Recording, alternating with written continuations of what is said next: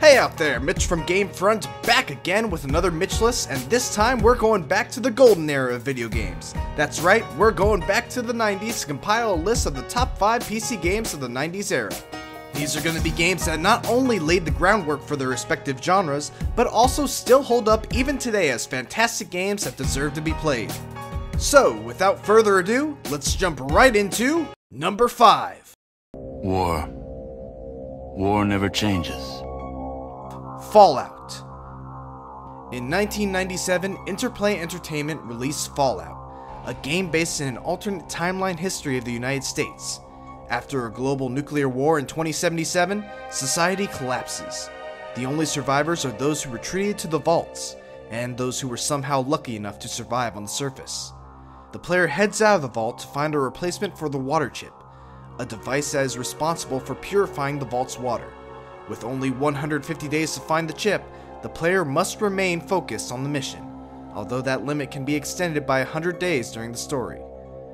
Unlike more recent Fallout games, Fallout 3 and New Vegas, combat was turn-based and used an action point system. You could only equip 2 weapons, although some weapons would have multiple types of attacks. The original game also included a number of recruitable NPCs, and you were not limited on how many of them you could recruit. Perks and skills were born here as well, and continue to appear in Fallout and other games to this day.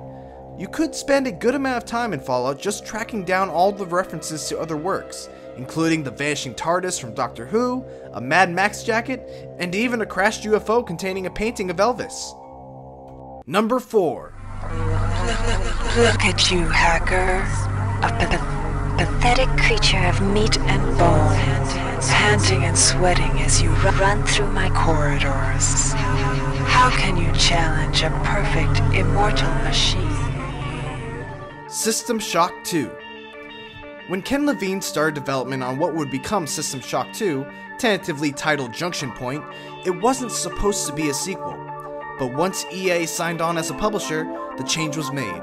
Set on a starship in the cyberpunk future of 2114, System Shock 2 combined first-person shooter elements with RPG-like character development to make a game that has been profoundly influential on both genres.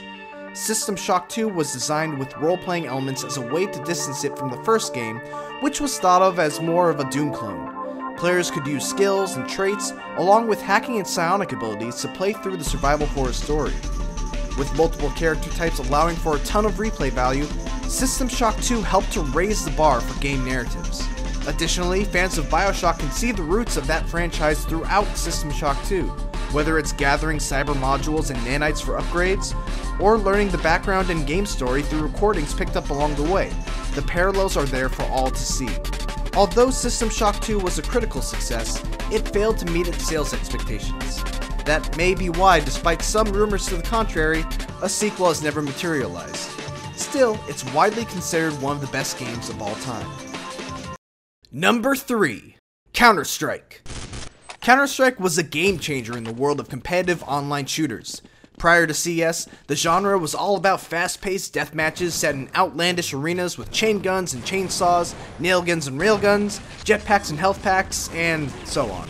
The action never slowed down until the end of a match due to quick respawns that always kept you in the game and levels designed never to make you wait too long until you ran into an enemy. Counter-Strike emerged as the antithesis to the traditional competitive multiplayer shooter.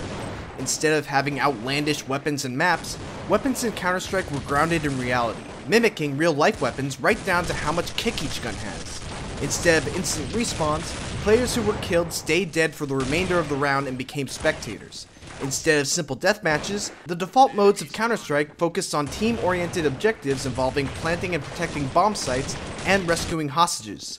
Nothing in video games came close to the intensity of being the last guy on a team, having the bomb planted, and waiting for one of the remaining counter-terrorists to come through one of the entrances to try to disarm it. Likewise, being the last counter-terrorist entering a bomb site, knowing that there's someone just waiting to shoot you in the back was equally intense. And also oh so satisfying if you manage to come out on top. Even to this day, Counter-Strike remains one of the best examples of team-based competitive shooters, and its impact on the genre will never be forgotten or understated. Number 2. Jacked up and good to go. Starcraft. Blizzard basically ruled the 90s on the PC with their trio of franchises Diablo, Warcraft, and Starcraft. Of the bunch, Starcraft left the most lasting impact on me personally, as it introduced me to the world of real-time strategy games. Granted, I was pretty young when I first started playing Starcraft, so my real strategy at the time was to focus on making my base impenetrable with photon cannons until I could amass a giant army of carriers to decimate my opposition. Yeah, I was that guy. But you know, the great thing about Starcraft was that I got my ass kicked 90% of the time I used that strategy, and it encouraged me to think differently. It forced me to experiment with new strategies and adapt to what was going on in the game, rather than most of the other games I played at the time, which simply demanded better execution rather than a better strategy. Starcraft taught me how to be a better gamer, while other games tried to teach me how to be better at that particular game.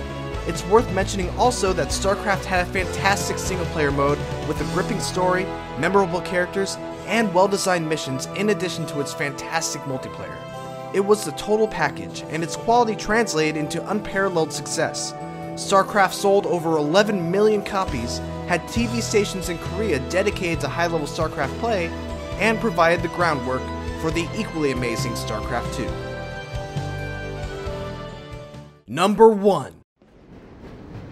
Good morning, and welcome to the Black Mesa Transit System. This automated train is provided for the security and convenience of the Black Mesa Research Facility personnel. HalfLife. HalfLife was the first game developed by the group of former Microsoft employees now known as Valve. Deemed too ambitious by many, Valve had difficulty finding a publisher, finally reaching a deal with Sierra Online. It turned out to be the game that changed the face of first-person shooters forever. There were no cutscenes. Instead, the story is told through scripted sequences seen as the player progresses through the game.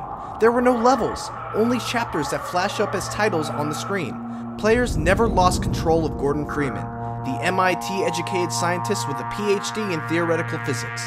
Freeman would become one of the most iconic characters in gaming. Half-Life went on to become a runaway success, and with a 96 on Metacritic, remains one of the best reviewed games of all time.